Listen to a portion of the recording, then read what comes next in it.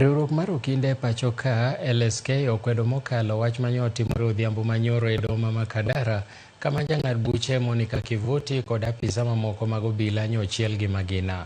Ka gichwalo ote mag chang mapiyo ne joma ohinyore, giseyo ng'ikruok mar arita e doho ma pacho ka. LSK wacho ni en gima lit ni gima notimore nyoro ok en makende mosetimore, ka giwacho ni joma buogo kendo monjo okinde kod jong'ad buche medore.